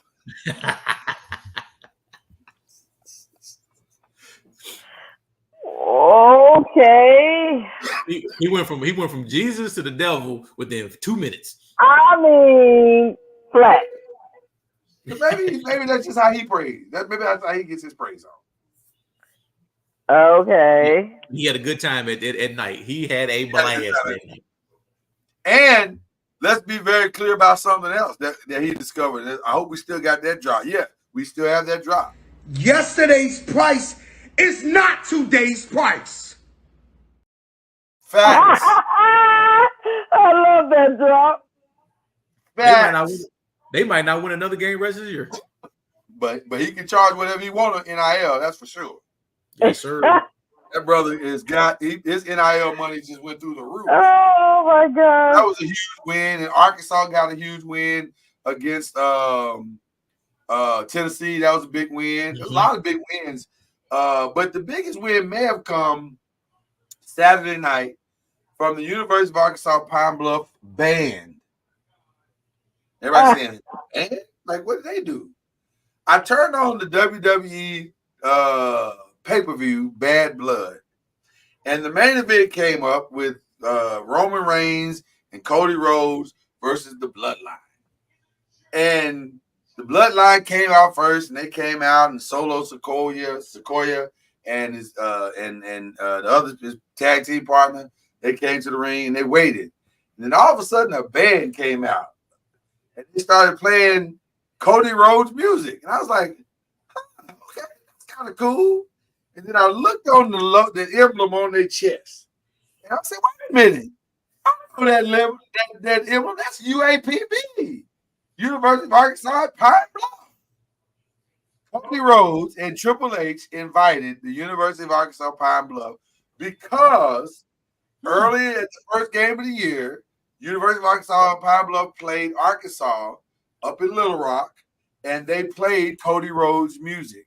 And that video went viral, and the WWE saw it. So they invited the band to come out and play on the pay-per-view. I thought that was the coolest thing. I said, well, look at that, man. That's a memory, and that those kids will never forget that they played WWE event. That was it the whole band? The whole band. The whole band. It was all around the ring and up the aisle. It was the whole band. It was very cool. Very, very cool. So, I mean, drums, horns, everything. Nice. So that was very, very cool. So shout out to the University of Arkansas Pine Bluff band. And also shout out to the young man for University of Arkansas Pine Bluff that he had a really horrific hit in the game this weekend. I heard about that. A lot better.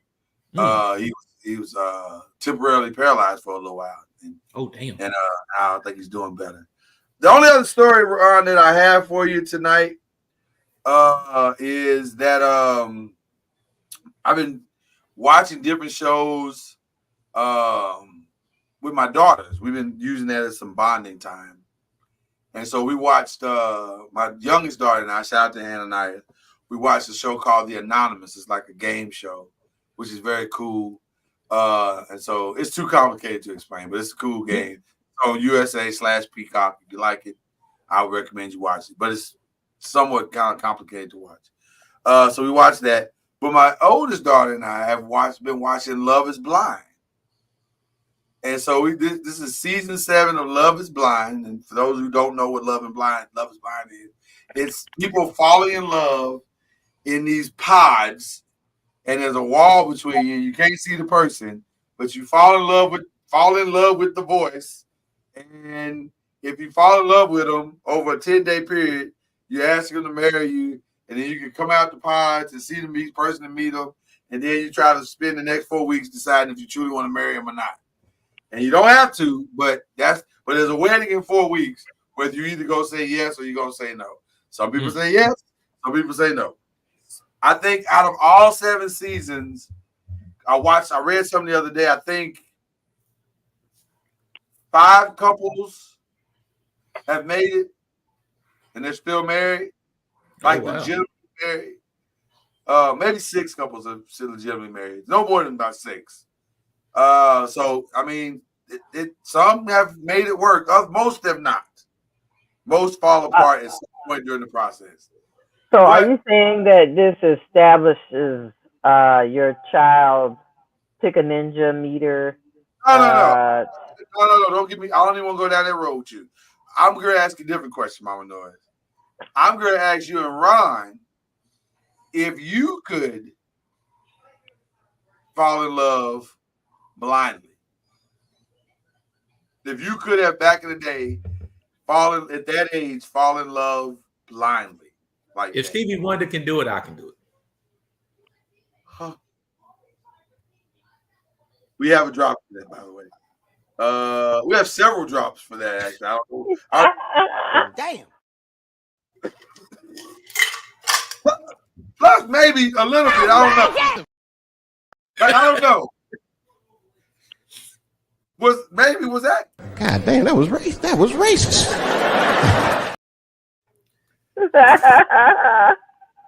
I don't know if it was or not, but you know. Mama, you fall in love blindly. I don't know if I could. I mean, I remember just with a back voice in the day, and a personality.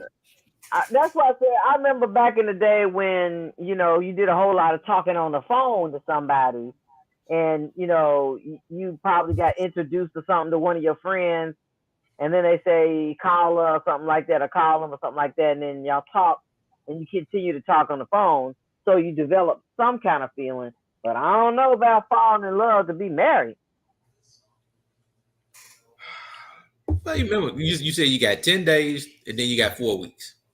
Yeah, you get to meet him if you say I want to marry you. Yeah. Now, if you don't say I want to marry you, then you don't get to meet him. Cause see, I remember me and you watched this one time before, and then when she came out of that room, the guy was like, he didn't know that she was that thick or something like that.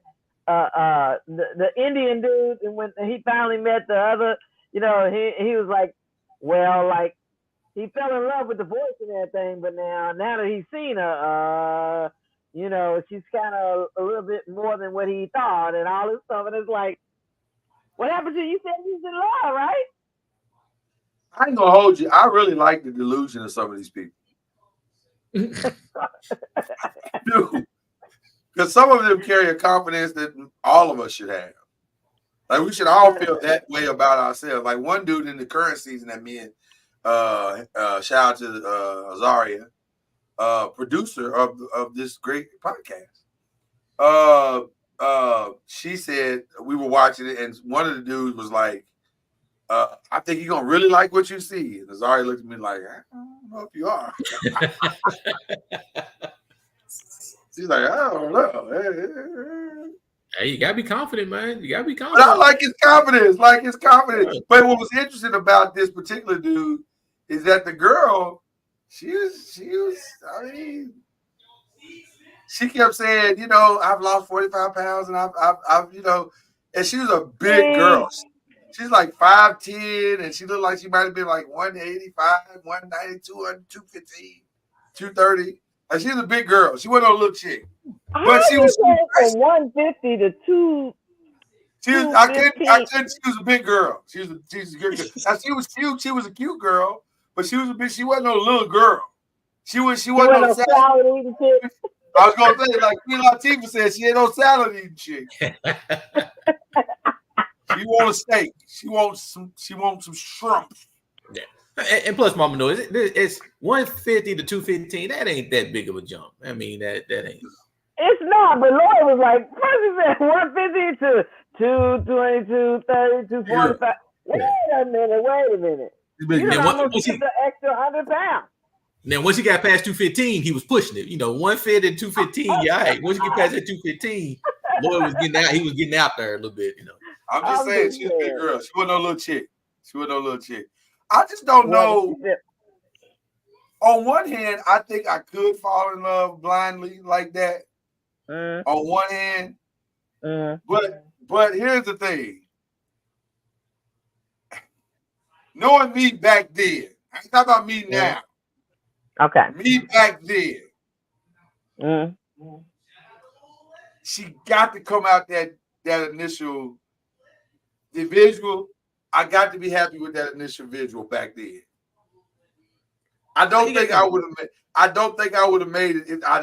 Like if I say I want to marry you, and then we get to the thing, and they open them little doors, and I look across, and I'm pleased with what I see, we might go the distance. It's possible we might go the distance. But if I open the door and I go, damn.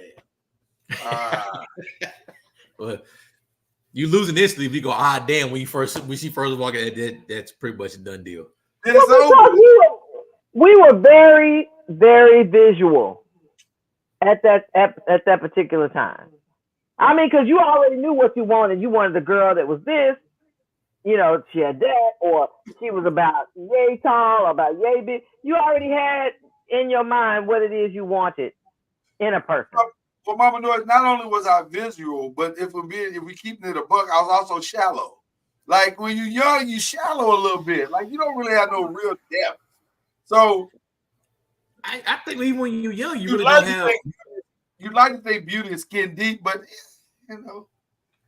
But even when you was young, your perception of what you want was really not what you really wanted. I mean, you always picked something that was kind of close to where you was because you didn't really know what you wanted back in them days. Hell, you took just about anything. You didn't know. I don't know because you fall in love with the personality. And you're like, wow, she got a beautiful personality, and I love what she stands for. And I love, everything that she represents, and this, that, and the other. So that's going way strong.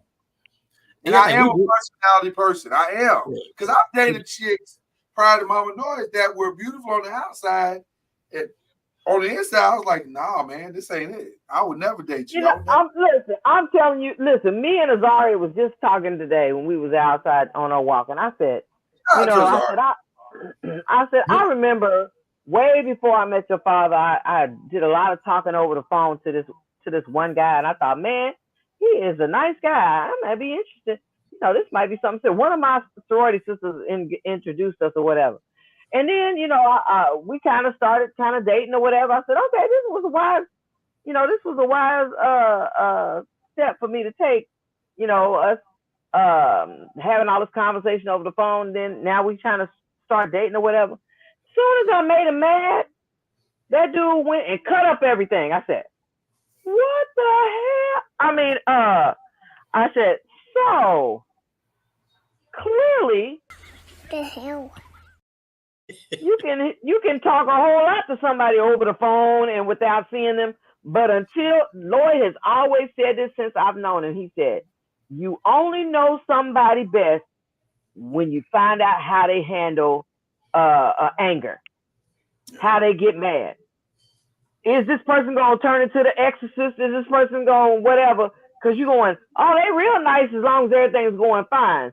But when something they want or you make them mad or you step on their toe or whatever, you don't know what you're going to get until it happens. Yeah. I think a show like that, our generation would do good in because we're used to being on the phone to get to know somebody. Right. New generation won't be able to do that. Because I would Go ahead. Most of us stayed with the chick that you stayed on the phone with the most. That's true. The chicks that you didn't talk to on the phone a lot, you kind of just seen in person. You did that in person, but the ones that you really stayed with is the one that your ass is on the phone with at night. The phone cord wrapped all the way around your damn house, and you fall asleep in the phone on the damn floor. Those are the ones that you pretty much stayed with the most. That's a good point. And to that point, you know what I would love to see them do with this show? I would love to see them go get some people from our generation and just see how that would work out. Like they normally keep it 30, they keep it under 40. So it's like 35-ish and under. And that's fine, but I would love to see them do a 40 and up. And just see how it works out. You do this show without take cell phones away from them. Take cell phone, take internet, and just make them sit down. Yeah. Well, actually, they do that. They don't. You're not allowed to have your cell phone for the first 10. Well, I'd say 21 days. So the 10 days you're in the pods, getting to know each other, and then if they go on a vacation for like 7 or 10 days, they go like some exotic place. Because the first thing you do coming out of the pods is they send you to some exotic place, and you're in a room with them, like a hotel room. So you can do whatever you want in that room, and a lot of them take advantage of that 10 days. Yeah. One couple, like in the one we watching now, they're like, "Oh, we've been having a lot of sex. We are right now. We are absolutely, and some couples choose not to do that because they like, I don't want to be played like that. Like if this don't work out, I didn't have sex with you on TV, I look like a fool, So they kind of take it a little slower, which I like that approach too. I think I like that approach more, to be honest with you, because last thing you want to do is play somebody or get played, on national TV, because Netflix got a lot of views. So yeah, because if I get the cell phone or he gets the cell phone, maybe he'll look you up. Well, that's why they don't give you the cell phone until you get back to. So the next thing that happens after you leave the resort place, the 10 days in the resort, now you spend the next 3 weeks living together in an apartment, and you go back to your regular job, and you got cell phones, and now you're trying to do life together, and you're trying to see, can we do life together? So it's like, wow. And that's how a lot of people get. That's exactly where a lot of the couples break down, because they're like, "Oh, you different. Oh, okay, I see you crazy. Okay, yeah, this ain't gonna work because I can't marry crazy." So yeah, a lot of them don't make it out. Somebody who's nasty, you like, man, this person don't even take out the trash. What is happening? That is killing some of the relationships too, like your habits, your viewpoints, your life viewpoints, your family. Like I've seen a couple of families get killed because one episode I'll never forget. I wouldn't watch with Zari, but I watched this one dude. He and this girl, it looked like they were gonna make it, and then the day of this dude's wedding, his daddy came, who he was kind of estranged from, but his daddy was like his hero. And so his daddy came to him and said, "Man, whatever you do, man, blah, blah, blah, blah, but keep it playing, blah, blah, blah." Gave him some terrible advice. And the next thing you know, the dude was leaving the girl at the altar. No. And what was crazy was the mama of the boy went to the daddy and said, because the daddy was in tears, he was heartbroken. He's like, "I can't believe this happened." And she looked at him, she said, "I can believe it. This is all your fault." Hey, go. She said, "You made him this way. He wouldn't be this man." And by the way, the young man realized he blew it with the girl, because the girl was perfect for him. She was absolutely perfect for him. She made him a man. She made him stand up, be responsible. She was really, really good for him. And the daddy spooked him at the last minute. And so the mom was like, "This is all your fault." Damn. And the kid he admitted it at the reunion show. He admitted, he said, "Yeah, my dad kind of screwed me up that morning." And I don't think he ever got the girl back. Rightfully so. You leave me at the altar, it's probably gonna be hard to get me back. Well, and if you did get it back, y'all going to the courthouse and get married this time. It's literally gonna be courthouse. Man, nah. You embarrass her in front of the world. Yeah, that's why you can be at the courthouse the second time. I typically don't like any reality show, but what Mama Noise will tell you, I do like a good sociological, psychological experiment. So, like, if it's a game show kind of vibe where there's a twist to it that's psychological or sociological, you might get me. And Love is Blind, it's not really about the romance. It's about the thought process and the psychological thought process of, can I truly blend my life with someone under these circumstances? Now, some people have tried to reduce it. Well, but it's a reality show, and reality shows are being manipulated, and this one is no different. But there is some couples that are, you can tell that this is an authentic thing, and they are really trying to make this work, and they fighting through the ugly. Yeah, because the biggest thing is going to be, what are you going to ask the right questions when you first start to meet that person? Right. Are you willing to ask that question? Is your family crazy? Right. And so, listen, by the way, some of the families are crazy. Like, there was this one couple from the last season, not even a couple. Yeah, it was a couple, but the girl's mama, I just knew she was gonna kill it for him because the mama was crazy. And I was like, oh, he gonna tell her down. He gonna leave her at the altar. That mama crazy. Because you stuck with that mama for the rest of your life, partner. But to his credit, he was like, I ain't married your mama. Yeah. But that's the thing is asking the right questions. Are you willing to ask the hard questions to get the right answer? Yeah. So it's an interesting, like I said, it's an interesting sociological experiment. If you're interested in that type of stuff, no real ratchet behavior, just real life-ish, then that's a good show to watch. So there you go. All right, that's all we got for you today. It's good. Kyrie, I love the beard, man. I ain't feel like shaving, man. I got tired of shaving. I was like, I understand. I had my beard till about a week or two ago. And then it just started itching real bad. I think I got like a little rash, and I said I gotta cut it off. That's kind of where I'm at. It's got to a point that I'm gonna have to cut it all the way back down. Take care of a couple little spots, and then let it. Yeah, that's what it was. And I may grow it back. I'll probably end up growing it back at some point here soon. Yeah, I think Mama Noise likes the beard way more than she likes the goatee. She likes the goatee. She loves the beard. I was actually shocked because a lot of people, I didn't think a lot of people would, because nobody's really seen me with one. I mean, I ain't had one probably since high school. Right. And they were just really kind of just rocking the small one. Then everybody started seeing me, like, who the hell is that? I was like, good. It worked out perfect. We haven't seen you in a while visually, even though we've talked through text. But happy anniversary to you and the missus. Thank you. Yes. Don't ask me how long it's been. Don't even ask me how long it's been. I was giving you my next question, so I won't ask. Yeah, you're wasting your time, shit. I just tell everybody 89. That's the only answer I got. 89. I've been together a while, man. Yeah, 90. They have been together as long as I've known them. Literally.